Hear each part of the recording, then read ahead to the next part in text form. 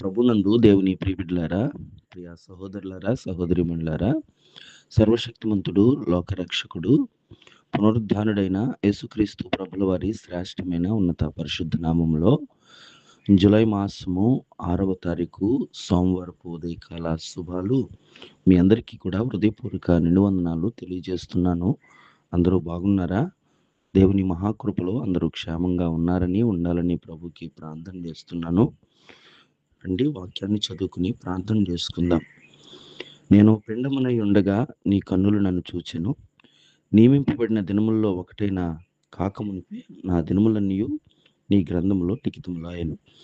139వ సంకీర్తన 16వ వచనంలో ఈ విలువైన మాటను మనము ఆలోచన చేసి ధ్యానం చేసుకుంటే, పిండముగానే మనము ఉన్నప్పుడు ఆయన కన్నులు మనం చూసేయని, మన దినాలన్నీ కూడా ఆయన లిఖించాడని గ్రహించాలి. అణువంత పరిమాణాన్ని అండంలోనికి ప్రవేశపెట్టి దాన్ని పిండముగా మార్చి, పిండాన్ని అభివృద్ధి చేసి, దానికి అవయవ నిర్మాణం చేసి, ఒక రూపాన్ని కలుగజేసి, మరలా ఆయన నియమించిన రూపాన్ని ఆ 9 మాసాల అనంతరం ఈ లోకంలోనికి పంపించే దేవుడు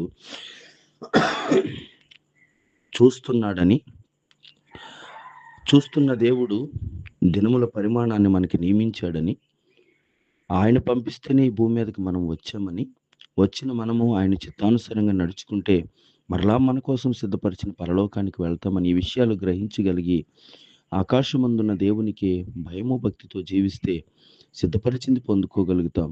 అలా కాకుండా నీ జన్మం గురించి నీకు అవగాహన లేకుండా, నిన్ను సృష్టించి, కలుగజేసి, పోషించి, సంరక్షించి, నీ కోసం ప్రాణం పెట్టి ఈ భూమి మీద కావలసిన ఈవులనిచ్చి నిన్ను నేటి వరకు కృపచూపి నడిపిస్తున్న దేవుని గురించి భయము భక్తి లేకుండా, ధనవంతుడు లేక అతడేదో తెలివిని బట్టి సంపాదించాడు అనుకుంటున్నట్టు తినుము తాగుము సుఖించి సంతోషించమని చెప్పుకున్నట్టు ఈ లోకానుసారంగా జీవిస్తే గనక దేవుడు నిన్ను వెర్రివాడా అంటున్నాడు.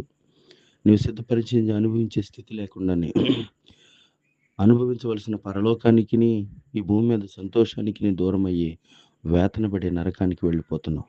ఎందుకు అంటే గనక ఆయన కన్నులు నిన్ను చూస్తున్నాయని గ్రహించకుండా ఆయన కన్నులు ఎదుట పాపం చేసే వ్యక్తిగా ఉన్నావు. ఆయన తల్లి గర్భంలో ఉండగానే నిన్ను రూపించి నీకు ప్రణాళిక కలిగి భూమి మీదకి పంపించాడని ఆ ప్రణాళిక గురించి అవగాహన లేకుండా ఇష్టానుసారంగా జీవిస్తున్నావు. అలా కాకుండా ఆయన కన్నులు చూస్తున్నాయని భయభక్తులు కలిగి ఈ భూమి మీదకి ఏ ఉద్దేశంతో పంపించాడో ఆ ప్రణాళిక గురించి గ్రహింపు కలిగి ఆయనకి ఇష్టలుగాను, పరలోక రాజ్య పౌరులుగాను, రక్షణ పొందిన వ్యక్తులుగాను మనం జీవిస్తే పంపించిన దేవుడు సంతోషించి, బడా నమ్మకమైన మంచి దాసుడా, మంచి దాసురాలా, నీకు సిద్ధపరిచింది అనుభవించని ఆ నిత్యరాజ్యాన్ని ఇస్తాడు.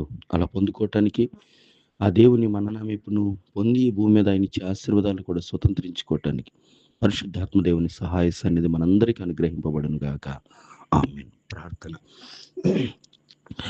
సకల ఆశీర్వాదాలకు కారణభూతుడా, సర్వశక్తిమంతుడైన గొప్ప దేవుడా, చూచుచున్నవాడు నీకు వందనాలు. మమ్మల్ని ప్రేమించి గడిచిన దినాలు కృప చూపి రాత్రంతా సుఖ నిద్రనిచ్చి మరొక దినపు ఆయుష్ను పొడిగించి నీ విలువైన మాటల ద్వారా మా దినచర్యను ఆరంభించడానికి అనుకూలపరిచిన ఈ విలువైన శ్రేష్టమైన సమయాన్ని బట్టి నీకు వందనాలు. ఎందరూ ఈ మాటలు ఆలకిస్తూ వారి దినచర్య ప్రారంభిస్తున్నారో, ప్రార్థనాపూర్వకంగా నీతో మాట్లాడి దినాన్ని మొదలు పెడుతున్నారు, వారందరి జీవితాలు మేలుతో తృప్తిపరచండి. ఆయా దేశాల్లో ఉన్న బిడ్డలను దీవించండి. నేటి దినము పుట్టినరోజు, పెళ్లి రోజు జరుపుకున్న వారికి నూతన సంవత్సర దయా కిరీటాలు ధరింపజేయండి. బలహీనులైన వారిని బలపరిచి ముందున్న సమయం మాయడల నీ చిత్తానుసారంగా జీవించి నీకు ఇష్టలుగా మమ్మల్ని నడిపించమని యేసు నామములో ప్రార్థన అడుగుచున్నాను తండ్రి. ఆమేన్.